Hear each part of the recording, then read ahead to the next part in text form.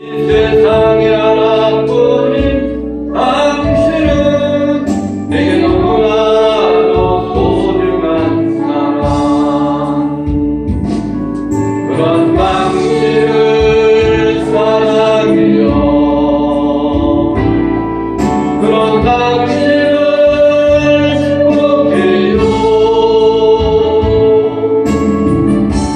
사랑받기에 합당한 당신을 주의 이름으로 축복합니다.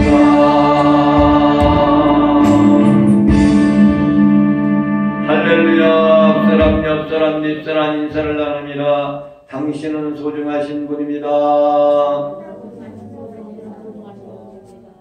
또 인사를 나누시겠습니다. 당신은 존귀하신 분입니다. 할렐루야. 날씨가 포근해져서 살기 좋군요. 오늘 거룩한 날 주님 앞에 나와서 예배드리는 여러분들에게 한없는 복이 넘쳐나시기를 주님의 이름으로 축원을 드립니다. 세상에서 내가 가장 존귀한 사람이고 소중한 분입니다. 지난 시간에는 요한계시록 13장 9절부터 10절에 있는 말씀 보면은 그 말씀 9절 말씀서부터 보겠습니다. 9절 말씀서부터 10절에 있는 말씀을 보겠습니다. 9절부터 10절. 요한계시록 13장 9절부터 10절에 있는 말씀입니다. 요한계시록 13장 9절 10절 말씀입니다. 시작. 누구든지 귀가 있거든 들을지어다. 사로잡힌 자는 사로잡혀갈 것이요 칼에 죽은 자는 마땅히 칼에 죽을 것이니 성도들의 인내와 믿음이 여기 있느니라. 할렐루야. 성도의 믿음의 인내가 여기 있다 그랬어요. 할렐루야. 아멘. 많은 그리스도인들이 적그리스도에 의해서 바다에서 올라온 짐승을 통해 가지고 믿음을 지키다가 믿음의 인내로 끝까지 지키다가 죽어가는 사람이 있단 말이죠. 할렐루야. 아멘. 오늘은 11절부터 있는 말씀인데 11절 말씀을 한번 보겠습니다. 11절 말씀 시작. 내가 보매 또 다른 짐승이 땅에서 올라오니 어린 양같이 두 뿔이 있고 용처럼 말을 하더라. 할렐루야. 뭡니까? 머리에는 뭐가 또 있어요? 뿔이 있단 말이죠. 바다에서 올라온 것들은 적그리스도가 어린 양 되시는 그리스도를 흉내냅니다. 그래서 사단의 조종을 받는 것도 무리들이에요. 바다에서 올라온 짐승이 곧 적그리스도이죠. 그런데 11절에 오늘 말씀은 다른 짐승이 또 땅에서 올라오는 거예요. 땅에서 올라오는 짐승은 뭐냐? 세상 권력과 이런 능력을 가지고서 교회 믿는 사람들을 핍박하고 박해하는 거예요. 국가나 정치적인 그 권력을 갖고 믿는 사람들을 억압하고 핍박하는 거란 말입니다. 그래서 그들을 통해 가지고 바다에서 올라온 짐승 그 뒤에서 역사했던 사단과 같이 똑같이 사단의 그 권력 속에서 지배함을 받고서 국가에서 그리고 권력을 갖고 있는 사람들이 예수 믿는 사람들 교회를 핍박하는 거란 말입니다. 그래서 인간을 무상화 만드는 거죠. 이것을 인본주의로 간다 그런 거예요. 교회는 인본주의로 가면은 다 타락해서 없어지고 맙니다. 아멘. 마태복음 7장 15절에 있는 말씀을 보면은 거기 말씀을 보겠습니다. 주님이 어떻게 말씀하셨는가? 마태복음 7장 15절에 있는 말씀 보면은 주님이 이 세상에 인본주의로 사는 사람들에게 믿는 성도들은 어떻게 해야 된다는 것을 말씀하고 있는 거예요. 이렇게 하면 안 된다, 이렇게 살아야 된다라고 말씀하고 있는 거죠. 한번 다 같이 그 말씀을 합독하시고 큰 복을 받아 누리시겠습니다. 시작. 거짓 선지자를 삼가라. 양의 옷을 입고 너에게 나오라. 속에는 노략질하는 일이니라. 거짓 선지자들을 상관하는 거예요. 그러니까 양의 옷을 입고 너에게 나와서 속에는 노략질하는 이리가 있다는 거예요. 광명한 천사예요. 광명한 천사. 이렇게 바다에서 올라왔던 짐승의 권한을 받고 땅에서 올라오는 이 짐승도 바다의 권세를 가진 사람한테 그 조종을 받아가지고 하나님 앞에 경배하는 것이 아니라 바다에 있는 짐승한테 경배하게끔 만든 거죠. 그래서 믿는 성도들이 하나님과 그리스도와의 눈을 접촉하고 살아야 되고 말씀을 보고 살아야 되고 지도 생활을 해야 되는데 그곳에서 시선을 떼어놓게 하는 거예요.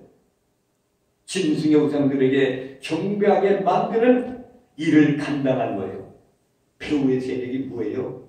사단마귀란 말입니다. 13절 말씀을 보겠습니다. 13절 말씀 시작. 그 기적을 행하되 심지어 사람들 앞에서 불이 하늘로부터 땅에 내려오게 하고. 할렐루야. 아멘. 불이 하늘로부터 땅에 내려오게 하는 이런 이적의 역사를 나타내는 거예요. 그러니까 거짓 선지자들도. 여러분, 하늘에서 불이 내려오는 역사를 한 사람이 어떤 선지자예요? 엘리야 선지자란 말이야. 엘리야 선지자가 그 똑같은 그런 것을 이루었는데 이 거짓 선지자도 똑같이 하늘에서 불이 떨어지는 그런 기적의 역사를 일으킨다는 겁니다. 기독교는 항상 어떻게 가야 돼요? 말씀 중심으로 가야 돼요. 말씀 중심.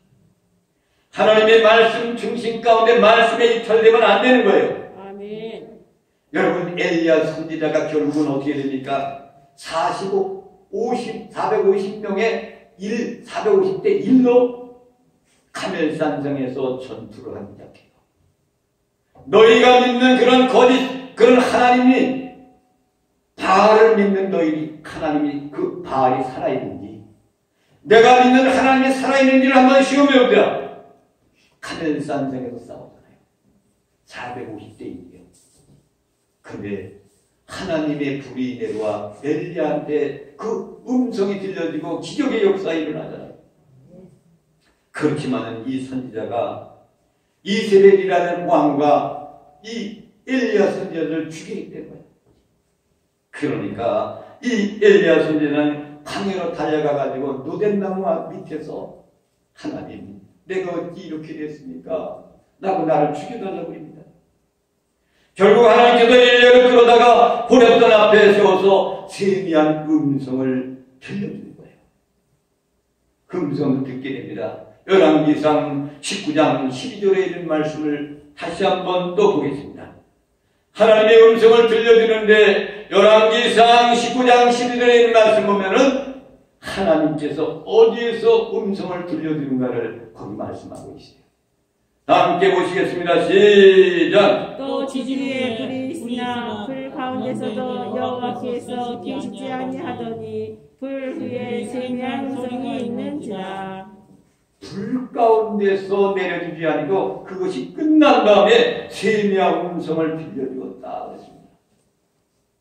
기독교는 하나님의 말씀에 집중하는 그런 신앙인들이 모인 단체예요.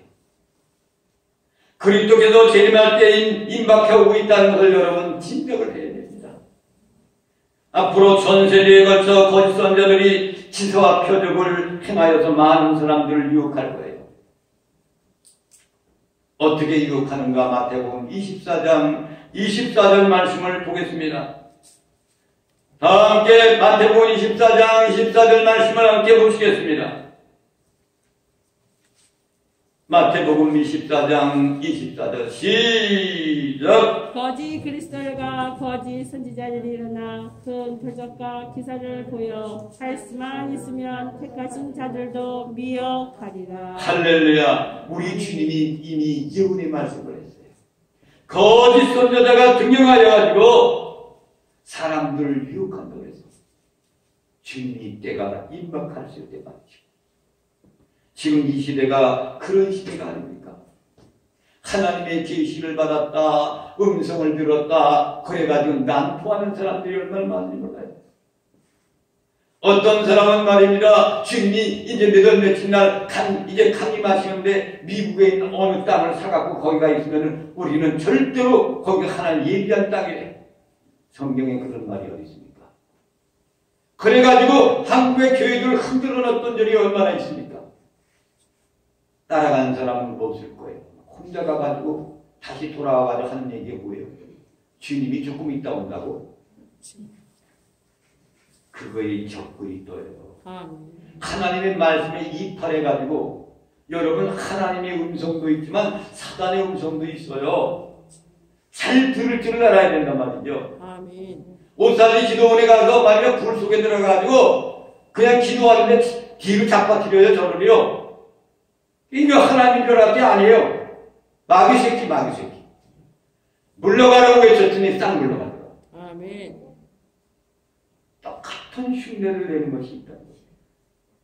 또 14절 말씀을 보겠습니다. 시작! 짐승 앞에서 받은 바 이적을 행함으로 땅에 거하는 자들을 미혹하며 땅에 거하는 자들에게 이르기를 칼에 상하였다가 살아난 짐승을 위하여 우상을 만들라 하더라. 아멘. 땅에 거하는 자들은 어떤 사람들이냐 하면은 생명책에 용명되지 않는 불신자들을 지칭하는 거예요.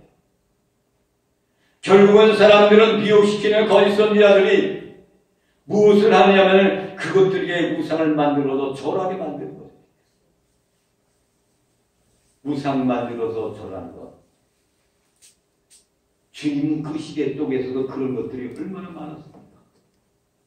이스라엘 민족들도 애굽에서 포로 생활하고 그 집을 끄집어냈더니 광야를 지나고 말이야 홍해 건너 강화 지나는데 광야 생활하다가 그들이 금송아지를 만드는 그 하나님을 했어. 이렇게 어리석은 것이 사람들이란 말입니다.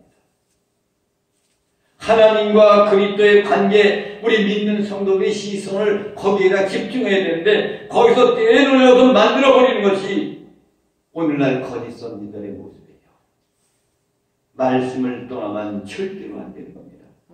15절 말씀을 보겠습니다. 시작! 그가 권세를 받아 그 짐승의 우상에게 생기를 주어 그 짐승의 우상에게 말하게 하고 또 짐승의 우상에게 경배하지 아니하는 자는 무엇이든지 다 죽이게 하더라. 아멘. 믿는 사람들, 경배하지 않는 사람들에게 몇몇 사람을 죽이겠다는 겁니다. 이것을 거짓 선지자들이 기적과 이적을 나타내면서 사람들을 미혹해가지고 이렇게 하나님과 멀리 떨어지는 그런 역사를 만드는 것이 바로 땅에서 올라오는 짐승들이 하는 것이에요. 이것들이 정부의 지상의 정부 권력을 가지고 사단의 도구가 되어 교회를 더럽히고 탄압하는 겁니다. 오늘도 군중에서 아침에 일찍 왔어요. 찾아요. 오늘 예배 드리는 사람 몇 명입니까? 저 명단을 이렇게 15명이네. 이름표 단대로 그렇게 철저하게 드리고 계시니까 그렇게 데리고 계시죠. 그런데 정명이 안 될 것 같으면 10시 반에 예배니까 당신들 다시 오라고 했더니 그때 온다고 했는데 오지 않네. 그 사람들이 무슨 죄가 있겠습니까? 위에서 조종하는 그런 무리가 있단 말이야. 여러분 우리 한국교회가 이런 때가 어디 있었어요? 무슨 관공서에 나와가지고 예배 드리는 거 감찰한 적이 어디 있습니까? 예가 없어요. 없단 말이에요. 그런데 이 정부가 들어서면서부터 이런 일을 하고 있단 말이에요. 메리스 때 여러분 교회 탄압을 했어요? 박근혜 대통령 그때 안 했어요. 웬만한 사람들은 하나님의 교회에서 가서 기도한대요. 이 나라가 어렵습니다라고 했던 나라가 이 나라예요. 여러분 보세요. 한미연합훈련을 하는 거를 북한하고 인원하겠다는 사람이 대통령이야. 그건 어디 나라 사람이요? 북한 사람이에요. 생각을 해보세요. 한미연은 미국하고 합작해서 그거 하는 거 아닙니까? 근데 북한하고 왜 인원하겠다는 거예요? 그러니까 우리 국민들이 정신 차려야 돼요. 정신 차려야 돼요. 아멘. 간청에 가장 우두머리 사람 누구요? 신영복이. 신영복을 존경한다고 그랬어. 그리고 잘못된 거 아니야? 대통령이 간첩을 왜 존경해? 그리고 간첩에 우두머리였던 사람 윤희상이한테 가지고 자기 부인을 시켜가지고 거기 갔다가 참배시키고. 왜 이러고 있습니까? 거기가 윤여정이, 뭐, 거기가 누구예요? 김여정이? 김여정이가 뭐라니까, 지금 문재인 대통령한테 대한민국 대통령을 그렇게 묵사발낸 게입니까? 무슨 소대가리 같다고? 삶은 소대가리 같다고. 그림대로 꼼짝 못하고 있는 거예요, 뭡니까? 대한민국 대통령한테 그리고 있죠. 국민들이 마음이 얼마나 아파요, 대통령한테 그리고 있으면은. 그것도 잘 사는 나라도 아닌데, 못 사는 나라가. 대한민국이라는 나라, 세계 강독인 나라한테, 대통령한테 그렇게만 우리 국민들이 어떻게 되는 거예요? 묵사발 되는 거 아닙니까? 이런 지상 정부 권력을 갖고 사단의 도구로 대해서 교회를 탄압하는 거란 말이에요. 그때가 온다는 거예요. 왜 이렇게 사도 요한이가 계시를 받고 그 모든 사람들에게 믿은 사람한테 이렇게 편지를 써서 보냈습니까? 그렇게 탄압 속에는 너희들 믿음의 인내를 가지고 끝까지 지켜라. 그리고 이마에 인을 맞으면 안 된다. 라고 말씀한 거예요. 16절 말씀을 보겠습니다. 시작! 그가 모든 자, 곧 작은 자나 큰 자나 부자나 가난한 자나 자연이나 종들에게 그 오른손에나 이마에 표를 받게 하고. 아멘. 이마에 표를 받게 한다고 그래서 이마에. 이것은 내 백성이다라는 것을 표를 받는 거예요. 17절 말씀을 보겠습니다. 시작! 누구든지 표를 가진 자 외에는 내면을 못하게 하니 이 표는 곧 짐승의 이름이나 그 이름의 수다. 아멘. 이마의 표, 이 표는 무엇일까? 계시록 7장 3절을 보겠습니다. 계시록 7장 3절 말씀, 계시록 7장 3절 말씀입니다. 계시록 7장 3절, 다 함께 7장 3절 말씀을 보겠습니다. 이 이마의 표를 만든 것이 어떤 것에 속하고 있는가를 우리는 알아야 돼요. 7장 3절에 있는 말씀 보면 시작! 이르되 우리가 우리 하나님의 종들의 이마에 인치기까지 땅이나 바다나 나무들을 해하지 말라 하더라. 할렐루야! 우리가 우리 하나님의 종들의 이마에 인치기까지 그랬어요. 하나님의 종들이, 하나님의 귀한 천사들이 하나님께서 그들에게 계시해가지고 하나님이 택한 종들에게, 하나님 믿는 성도들에게 그 이마에 인치기까지 땅이나 바다나 나무들을 해하지 말라 그랬어요. 이것이 구원받은 14만 4천의 사람들이에요. 하나님의 백성들이라고 합니다. 그들에게 나무나 모든 초목이나 해하지 마라. 그들에게 이마에 인을 칠 때까지 이렇게 한 것처럼, 하나님이 인을 쳐서 만들어 하나님의 백성들을 정해놓은 것처럼 적그리스도도 사단들한테 시켜가지고 짐승의 표를 맞게 하는 거예요. 오른손이나 이마에 인을 치자고요. 인치심이라는 것은 뭐예요? 내 소속이다. 내 소속. 여러분, 등기 등본을 나오기 전에 우리가 인감 도장 탁 찍어서 이건 내 소유권입니다. 그러잖아요.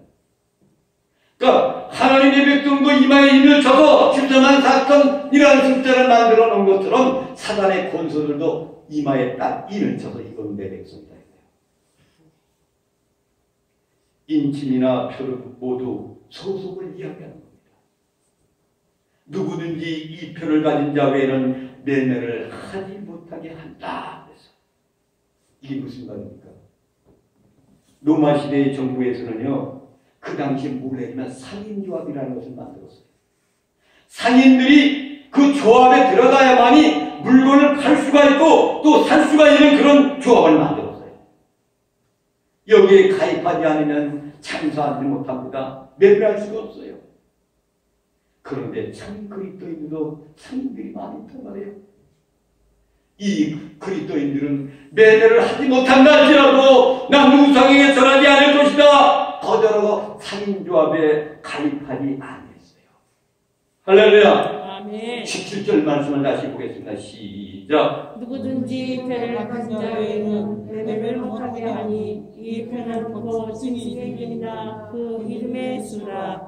그 이름의 수라 매매를 하지 못하게 하는데 짐승의 일이나 그 이름의 수가 그 표라는 거예요. 이것이 무슨 말이냐면요, 이때 황제의 이름이 네로 황제죠. 로마 시대 때. 그런데 그 당시에 네로라는 그 사람이 이름이 뭐냐면 가이사르라는 이름을 가지고 있어요. 황제의 이름을 로마어로 풀이하면 1005라는 숫자가 나와요.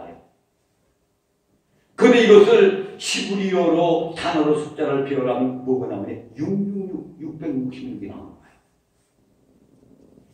여러분, 계시록은 숨어있는 비밀이 있다고 했잖아요. 아멘. 그러니까 이게 황제의 이름을 막는 것은 이것은 사단의 내 종들이다 이거예요. 그래서 로마 황제 이름을 가르쳐서 666이라는 거예요. 이것을 황제 가이사라는 하르라는 사람의 이름을 해가지고 기록해 나가면은 사도 요한도 금방 죽어요. 그리스도도 다 죽어요. 그러니까 시브리어로 고쳐서 그것을 배우라는 것이 666이다 이렇게 말씀한 거예요. 여러분 이해가 가십니까? 아멘. 할렐루야. 아멘. 그것이 그 당시에 666이라는 것이 세상 통치하고 장악하고 보이는 질투적인 정권을 갖고 있는 로마 황제 네로 가이사르라는 사람 이름을 묘사한 그 글이 666. 거기에 소속되어 있는 사람이다. 황제에 소속되어 있는 사람이다. 그것을 이마에 인을 치는 거예요. 그것은 사람의 순이겠죠. 사람의 순이. 사람의 수라는 것은 몇 명이다. 사람의 수 그 말이 아니라 이름을 이야기하는 거예요. 그의 수는 그랬어요. 그라는 얘기는 뭡니까? 한 사람을 지목하는 거예요. 그 얘기는 한 사람을 주목하는 거란 말입니다. 그 사람의 수, 그의 수는 그 얘기는 황제의 수. 로마 말은 1005지만 시분 말은 666이라는 거예요.